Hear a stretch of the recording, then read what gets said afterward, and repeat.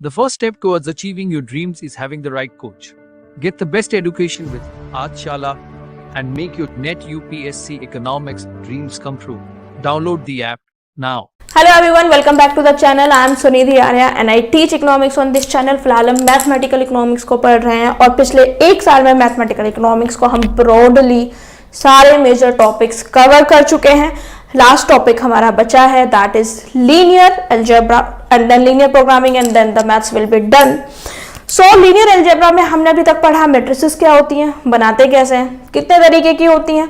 उसके अलावा हमने पढ़ा मैट्रिसेस के अलजेब्रा, ऐड कैसे करना है, सब्ट्रैक्ट कैसे करना है, इसके लिए मल्टीप्लिकेशन कैसे करना है. आज के इस वीडियो में देखेंगे कि दो मैट्रिसेस का मल्टीप्लाई कैसे करना है, मैट्रिक्स मल्टीप्लिकेशन के रूल्स क्या होते हैं and then some few other examples as well.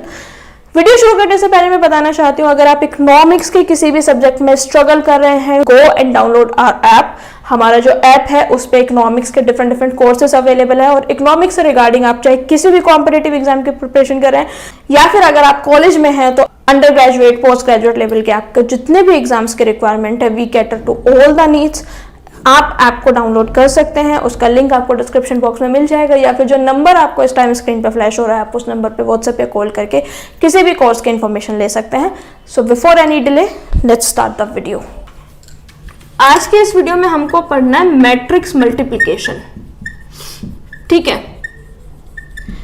अभी तक हमने जो अलजेब्रा पढ़ा उसमें हमने पढ़ा ऐड कैसे करना है, सब्ट्रैक्ट कैसे करना है, इसके लिए मल्टीप्लिकेशन कैसे होते हैं और उससे रिलेटेड क्वेश्चंस कहते हैं. ठीक है, लेट्स से हमारे पास दो मैट्रिसेस है, एक ए एक B. This is pre multiplier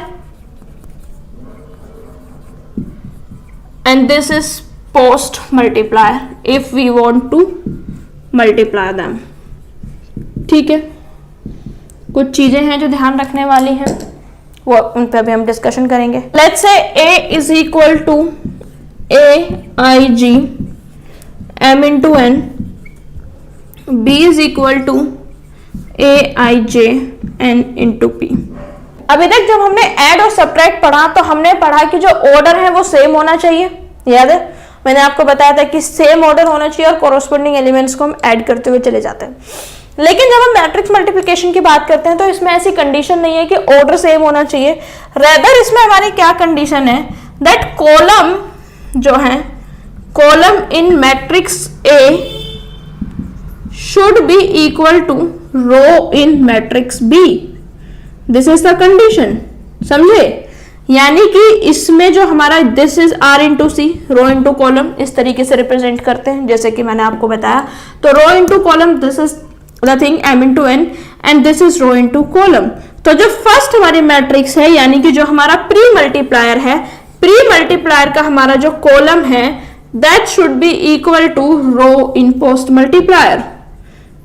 समझ में आया? ये जो हमारा प्री मल्टीप्लायर है इसमें जो कॉलम कितने हैं, n कॉलम है, इसमें रो कितने हैं, n रो है.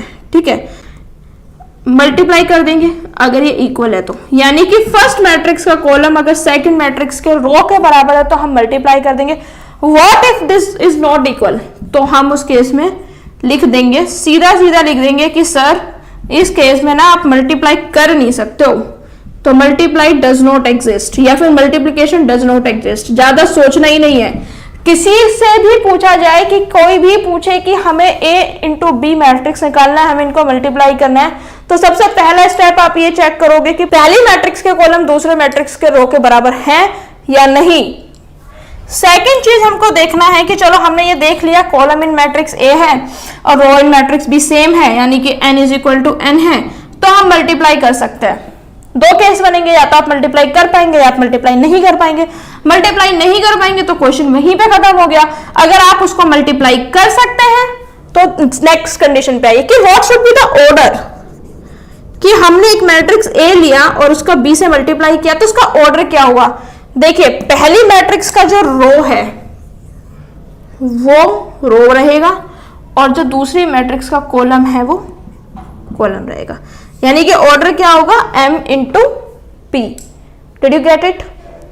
एग्जाम्पल देखते हैं कि करना कैसे है. बहुत सिंपल एग्जाम्पल लेते हैं. a इज इक्वल टू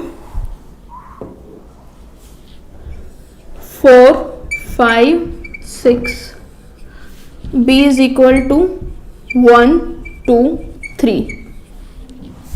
इसका ऑर्डर क्या है? इस मैट्रिक्स का रो कितनी है? 1 2 3। कॉलम कितने? 1। 3 इंटू 1। इस मैट्रिक्स में रो कितनी है? 1। कॉलम कितने हैं? 3। ठीक है, तो पहली कंडीशन हमको चेक करना है whether column is equal to row और नॉट। तो इस मैट्रिक्स के कॉलम कितने हैं? 1। इस मैट्रिक्स के कॉलम कितने हैं? 1। तो फर्स्ट कंडीशन सेटिस्फाई होगी। सेकंड, हमको जब मैट्रिक्स निकालनी है वो क्या है? 3 इंटू 3 का मैट्रिक्स है। 3 इंटू 3 का मैट्रिक्स कैसा होता है? A11 first row first column, first row second column, 21 22 23 31 32 33। ये हमारी मैट्रिक्स बन के आएगी और इसके एलिमेंट्स अब हमको देखने हैं। तो हम क्या करते हैं, सबसे पहले जो हमारी पहली रो होगी उसकी इस पूरे कॉलम में मल्टीप्लाई करेंगे। पहली रो की पूरे कॉलम में मल्टीप्लाई करेंगे। कैसे? 4 की सब में मल्टीप्लाई करो। 4 इंटू 1, 4 इंटू 2, 4 इंटू 3।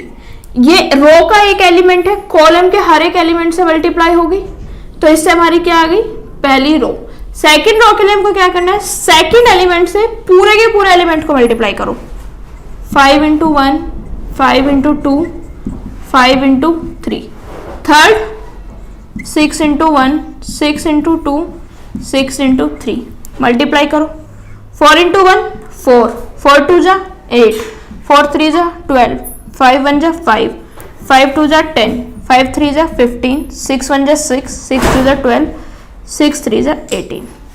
ठीक है, ये हमने निकाला ए बी। अगर हमको पूछा जाए बी ए निकालना है तो अब हमारा क्या है? बी का ऑर्डर क्या है? 1 इंटू 3। ए का ऑर्डर क्या है? 3 इंटू 1। क्या अब मल्टीप्लिकेशन पॉसिबल है? बिल्कुल पॉसिबल है, क्योंकि इसके कॉलम इसके रो के इक्वल है। लेकिन अब मैट्रिक्स कैसी बनेगी? अब मैट्रिक्स बनेगी 1 इंटू 1 की, यानी कि मैट्रिक्स कैसी बनेगी? 1 इंटू 1। 1 इंटू 1 की मैट्रिक्स से क्या मतलब है? कि उसमें केवल एक सिंगल एलिमेंट आएगा। अब किस तरीके से करना है वो मैं आपको बताती हूं। तो यहां पे लिख लीजिए 1 2 3। Now this is the matrix A, या फिर हम बी ए निकाल रहे हैं ना, तो बी ए निकाल रहे हैं तो बी को पहले रखेंगे 1 2 3 4 5 6। इसकी इसमें मल्टीप्लाई कीजिए। 4 1 जा 4, प्लस इसकी इसमें कीजिए 2 into 5 plus 3 into 6। 4 into 1 4, plus 5 2 जा 10, प्लस 6 3 जा 18, 32। 1 इंटू 1 मैंने बोला था आएगा, तो एक एलिमेंट क्या आ गया? 32। और देखते हैं मल्टीप्लाई कैसे करते हैं। धीरे धीरे कॉन्सेप्ट सारे क्लियर हो जाएंगे। अब हमको देखना है कि ये एक मैट्रिक्स ए है, ये मैट्रिक्स बी है, इनका मल्टीप्लिकेशन कैसे करते हैं। एज आई टोल्ड यू, सबसे पहले आपको ऑर्डर चेक करना है। ये मैट्रिक्स का ऑर्डर है 2 इंटू 3, इस मैट्रिक्स का ऑर्डर है 3 इंटू 2। ठीक है, तो देखिए इसमें जो फर्स्ट मैट्रिक्स है, फर्स्ट मैट्रिक्स का column is equal to the number of row in the second matrix, और जो हमारी मैट्रिक्स बन के आएगी उसका ऑर्डर क्या होगा? 2 इंटू 2। जैसे कि मैंने आपको बताया हुआ है, पहली रो की पहले कॉलम में मल्टीप्लाई करते हैं। ठीक है, तो पहली रो की पहले कॉलम में मल्टीप्लाई करते हैं। इसको थोड़ा बड़ा करके लिख लेते हैं। पहली रो की पहले कॉलम में मल्टीप्लाई कैसे करना है लिखते हैं। तो 1 इंटू 7, देन सेकेंड एलिमेंट की सेकेंड एलिमेंट से 2 इंटू 9, प्लस थर्ड एलिमेंट की थर्ड एलिमेंट से 3 इंटू 11। ठीक है, इतना समझ में आया। अब सेम इसके क्या करना है हमको। देखिए ये हमारा A11 है, ठीक है, ये हमारा A12 है, यानी कि फर्स्ट रो, लेकिन अब कॉलम कौन सा हो जाएगा? Second column. A11, A12, A21, A22। ठीक है, तो फर्स्ट रो की फर्स्ट रो में मल्टीप्लाई, फर्स्ट रो की फर्स्ट कॉलम में मल्टीप्लाई करनी है, जो हमने कर दी है।